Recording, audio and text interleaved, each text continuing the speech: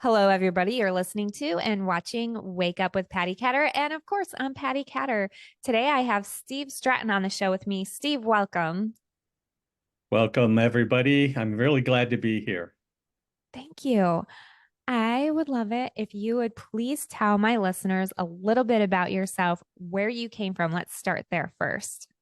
Sure. I'm Northern California, run around in the redwoods thinking I'm, somebody from a really nice movie like Last of the Mohicans, running around kind of kid in the woods. And yeah, from there, it was actually the military that took me through the middle of the states over to the East Coast and up to DC.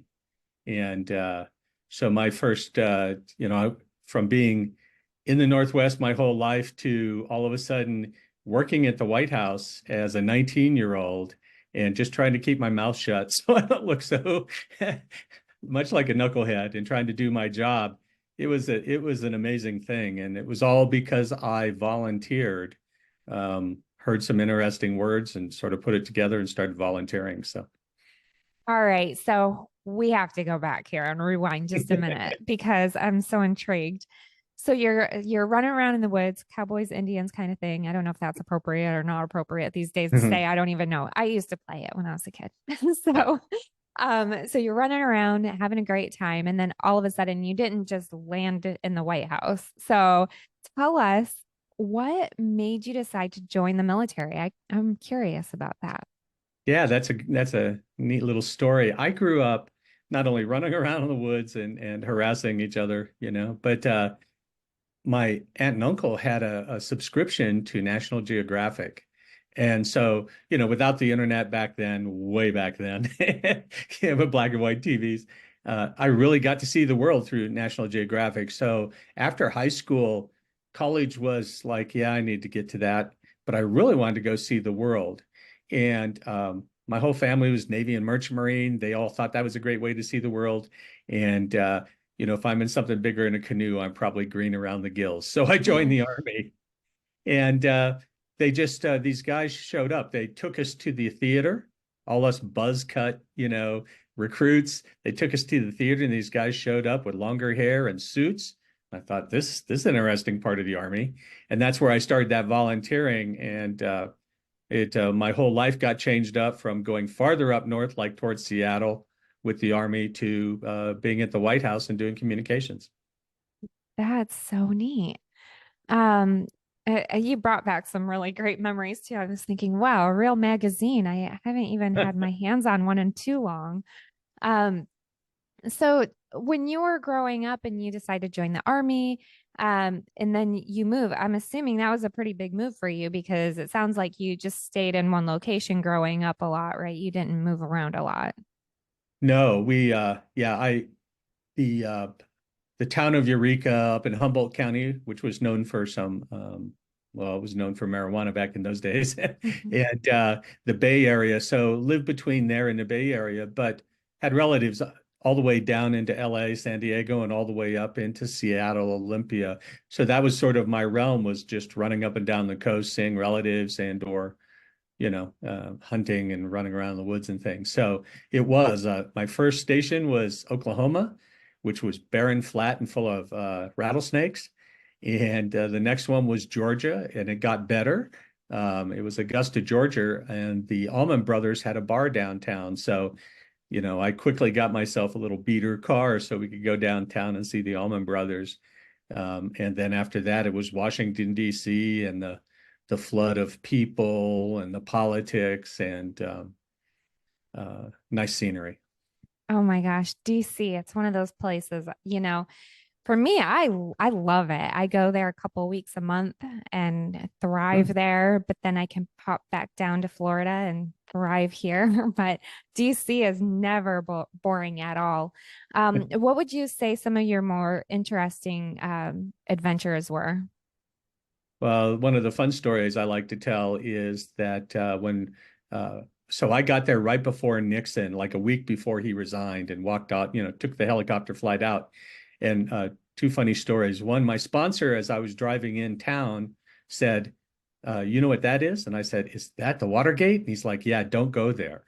because Watergate had literally just happened, right? And then well, I went to Vail, Colorado, out near where I live now, uh, with President Ford, and the colonel came by one day and said, "Here, you need to go take a skiing lesson because tomorrow you're skiing behind the president with a radio, like the backup to the backup." And I'm like, "That's dangerous." He's like, "Yeah, but just go take a lesson and don't run over the president." So I worked really hard to do that, and I came close one time. President Ford sort of slid out. He didn't fall down hard. He just sort of slid out. All the agents are you okay?" And I'm like, whoa, whoa, whoa, just scooting off into the trees because I can't control what I'm really doing. So, I got a little bit of a nickname, Stratton Spearman is going to, try and spear the president with the ski. So, Oh my gosh. yeah, yeah. So I think it was maybe my last guest that aired. He was talking about how he was on Air Force One with President Bush. I think it was George W. Bush, though, if Mhm. I'm not mistaken. But oh my gosh, I love these stories when you're talking about presidents because a lot of people, they'll hear stories of somebody else's experiences, like my listeners are doing now, but you actually were experiencing these things firsthand. Did you have any idea on the significance of that? Not everybody gets to be that close to a president. Early on, it was just shock and awe on my part, just trying to maintain. And then as I got more comfortable, I flew. I actually flew one of the last flights on the Air Force One, the original Air Force One jet that brought President Kennedy's body back from Dallas. And I spent a lot of time, not a lot of time on Air Force One, and then there's always an Air Force Two, a backup plane that flies around. So um, I did some of that, but most of my time was in advance of the president showing up. So we would go out 2 to 3 weeks in advance, work with the Secret Service, you know, and in my case, early on, it was about communications. Later, when I joined the Secret Service, it was all about protection of the president. And my job was to make sure the site was clear. I was a technical specialist. So I made sure the site he was going to talk at or stay at, whatever, was free from anything that might harm the president. So, Which Secret Service is so important. Um, People don't understand either the dynamics of Secret Service. Can you kind of tell some of my listeners? I know a lot of the military, you're already going to know what this is, but the civilian listeners, tell them what Secret Service usually does, really, because in the movies, it's just not like the movies. no, no, it's not. Well, certainly when I started, the number one thing the Secret Service was focused on was currency, like fake money, right? Fake dollar bills, $100 bills, 20s, things like that. So fake money. So did a little bit of that work. And now the Secret Service, of course, is all involved in cybercrime, credit cards, all that, right? Before joining DHS, it was a Department of the Treasury. Yeah, it was a Department of the Treasury agency. So there is a whole lot of Secret Service work that goes on that is not protection related, but is related to cybercrime now, credit card fraud, different kinds of things like that. And they work cross agency. They're often working in details with the FBI or Treasury agents because it's like Medicare fraud, things like that. Postal agents, all kinds of folks. The protective details, they get the highlight. You're out there with your Ray-Ban sunglasses on in the rain, looking cool and protecting the president. But that work is a grind. If you're on one of those presidential details and the president likes coming up, I experienced 2 different election campaign cycles, and those I was gone over 300 days the last one, and the government couldn't pay me any more money. They could pay my salary, but they couldn't pay me any overtime because they ran out of the money. So it can be a real grind. And they actually bring in lots of other agents from Treasury. Of course, when you go to a town like Atlanta or Tampa or Miami, you're using the PD, the sheriff's department. I would bring in military bomb dogs, work with the police bomb dogs and explosive teams and do my thing. So it's a lot that goes on. That's usually why it's sometimes a month, but usually 3 weeks about 3 weeks, we would go in advance of the president showing up somewhere, possibly for just 15 minutes. So pretty exciting, but hard work at the end of the day. And speaking of elections, I almost hate to bring it up on my show. It's not a political show, but I do like to know a little bit. I mean, going up into elections right now, Secret Service is probably really, really, really slammed, I'm assuming. And besides that, the climate of the world right now.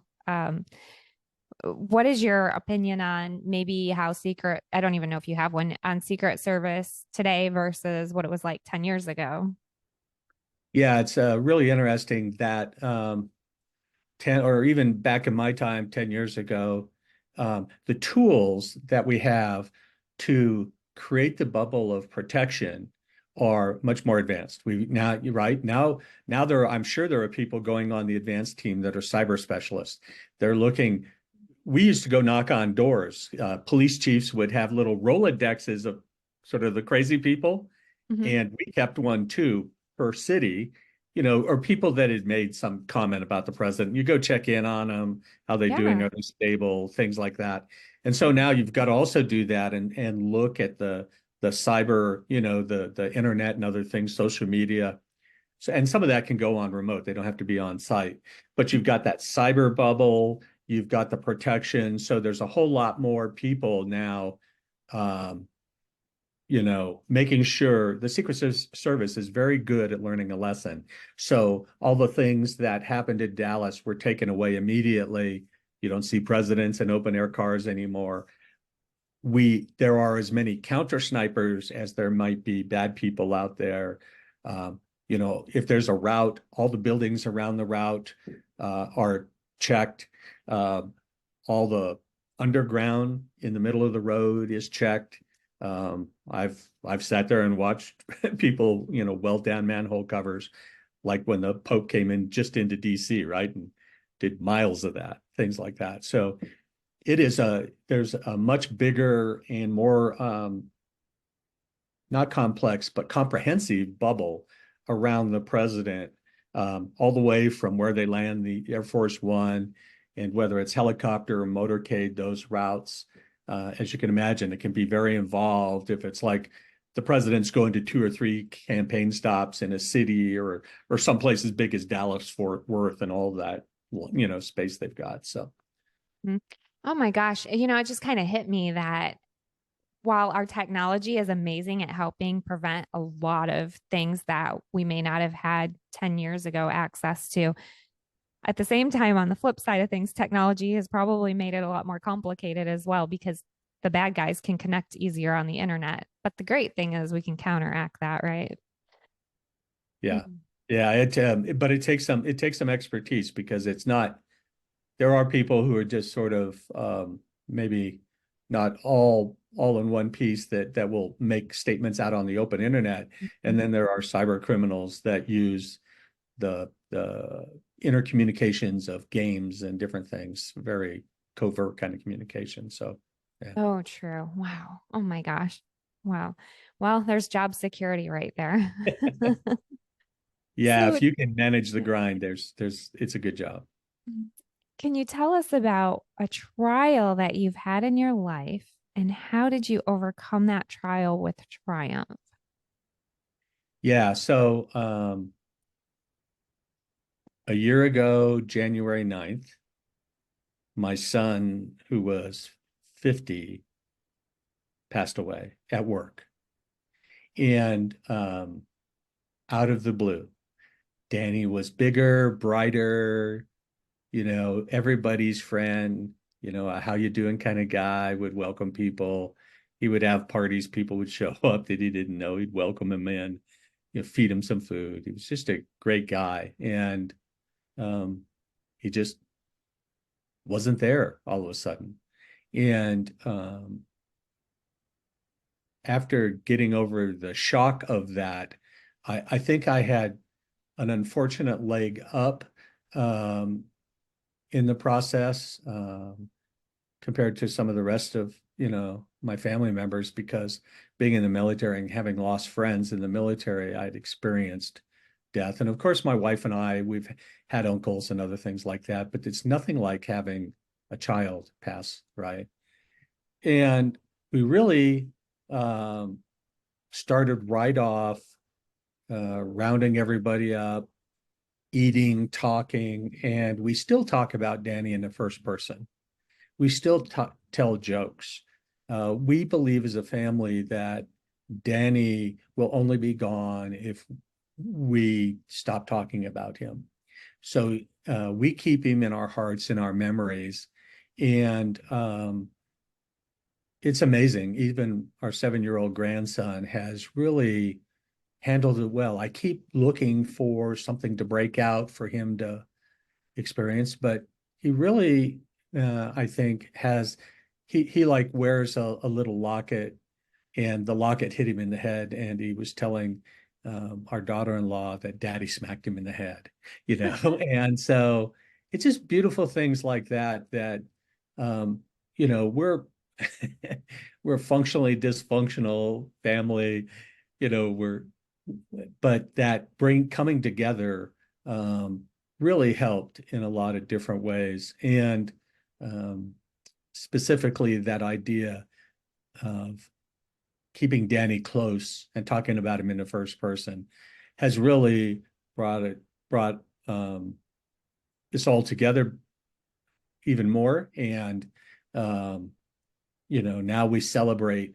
And just actually this morning, my wife said that she feels uh, love and warmth back in her heart again. It's not emptiness. So I'm very lucky like that.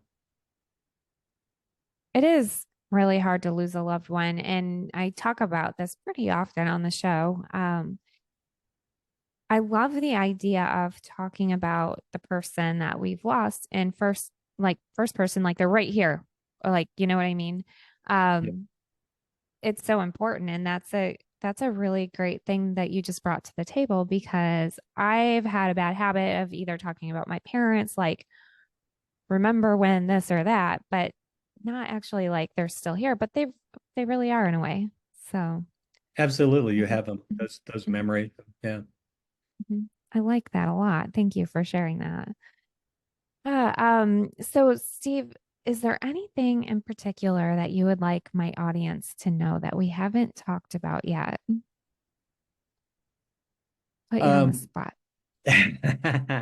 well, it's funny. I really started in my 40s, up to through my 40s. I was climbing the ladder, doing all that stuff, trying to, be a good person, climb the ladder, and really, um, in the last, I'll say 20 years, I'm about to turn 70, really focused on living a life with intentionality and then letting go, right? Um, the other day I was working on a book. I'm a thriller writer, and I was doing some editing, and I sort of stepped back and realized, other than getting up and stretching and other things, I'd gone like a, when I got back on like X or social media, everybody's that I'd seen before, it was like 11 hours ago. And I'm like, wow, I pushed those distractions away, let them go for a while, and I was able to be creative, enjoy myself. And it went so fast, I didn't even realize it. And so in today's world, you can get chirped, beeped, and bopped from your phone so much, Yes. right? There's so much distraction. There's so much bad news of different types and different formats. And so letting all that go and gives you space. It's like letting go of resentment, right? They say, let go of the resentment so you're not the one drinking the poison, right?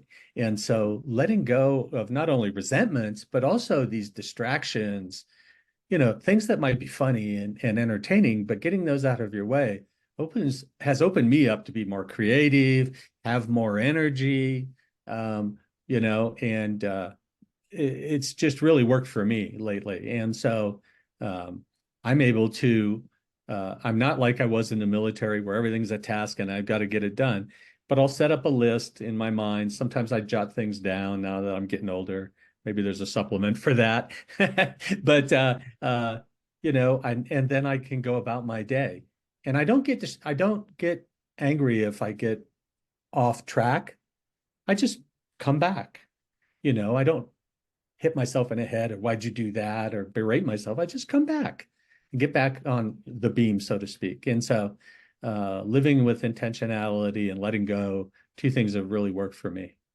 Oh my gosh, I love it. So there is something that's been driving me crazy since the beginning of the show. And you just mentioned that you're almost 70 years old. And I just have to say, you do not look like it. And when you started talking about President Nixon, I'm like, oh my gosh, how old is this guy? He doesn't look that old. He doesn't look old enough. So that's pretty incredible. Um, I just had to throw that out there because I am positive some of my other listeners and viewers are going to say, there's no way. Like, we're going to have to see this guy's proof, his DD 214 or his driver's license or something. Oh, Um, thank you very much. I tell everybody I've got a great paint job. Some of the parts need replacement. oh my gosh, you look amazing. So the other thing I really love is that you shared about living with intention. That is so important. Um, so important. And I'm learning that myself as I take every single day. Um, just to try to learn and grow. The other thing you mentioned was your thriller books. Tell us a little bit more about that. How did you decide to start writing thrillers? Yeah, it back in 1993 there was an incident, and actually my parents were coming back from Baja, Mexico, and there was an accident. My mom died in Mexico, Oh my gosh. and it was drug runners. And at the same time, I'm in Colombia chasing training Colombian military do their thing against the drug cartels and other things like that. And I had um, sort of written pieces. I had done PowerPoints, being a work guy. I'd done PowerPoints. I'd done Gantt charts. I'd done all this thing about like sort of outlining the story. I'm a very visual person, so I even used storyboards like I was doing a movie kind of script. And but I never wrote. I wrote technical documents. I wrote proposals. I never wrote. So my wife in 2019 said, "Why don't you just start writing? See if you like it." And as it turns out, right less than an hour from where I live is Jerry Jenkins, who was a 23 times bestseller guy, who also wrote the Left Behind series with Pastor LaHaye and all those Christian books. And I got a mentorship with him. And I was so happy when he only like edited out 20% of my words. But that's what got me excited. And then I just picked up the challenge like another sport, like I might pick anything else up. But it just actually became fun. And yeah, I was doing some editing on a whole different series before we came online. So yeah, it's so much fun writing and telling stories, whether they get published or not. It's sort of irrelevant. I really enjoy it. It's awesome. Where can people find your books? On Amazon, you can look for Steve Stratton. First book's called Shadow Tier. Second one's Shadow Sanction. I'm working on a third book. So my protagonist is native Crow Indian, because I wanted a fresh take and a different take on the situation. And so, yeah, it's just so much fun. Thank you for asking. Yeah, I'm gonna go check them out. Actually, as soon as I'm done, I'm gonna go buy them for my Kindle. So Uh, awesome. Very cool. Steve, do you have a website? yes, it's Stephen Stratton, STRATTON, USA.com. And I'm a Stephen with a V. Oh my Teachers tried to gosh. make me a PH guy, but I'm a V. And I'll be sure to link that for you all listening here. Make sure that you go to the link and head over to Stephen's website. Stephen, would you like to add anything else to the show today? Just my heartfelt thanks for having me on. I appreciate the questions you ask and what we got to talk about. Really gives me a good feeling today. Thank you.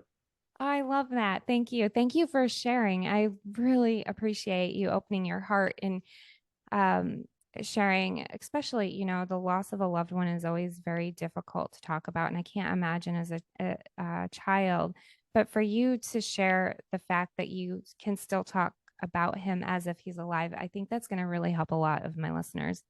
I have a lot of military listeners who've lost a lot of friends and loved ones, unfortunately. But one of the things that we try to work through on a lot of my shows is, you know, how do you get past it? Actually, a guy I interviewed right before you was talking about some PTSD. And so what you offered today was actually a really great follow up on the show that I had just before you, because often, we do think about like the harder aspects of losing somebody. I know when I lost my parents, I lost both of them in 2015.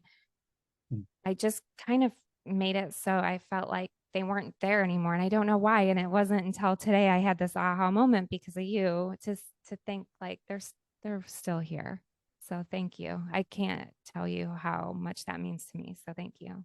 Oh, thank you. I appreciate that. Thanks.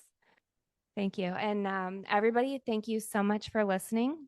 Be sure to go to Steve's website. I will have the links there. And everybody, just enjoy your day. And until next time, head over to the archives and take a listen. If you missed some of the shows, it's time to catch up. And Stephen, I want to keep in contact with you and have you on again. And you can tell us about your books a little bit more in the near future, hopefully. That'd be awesome. Thank you so much. Thank you. Thanks, everybody.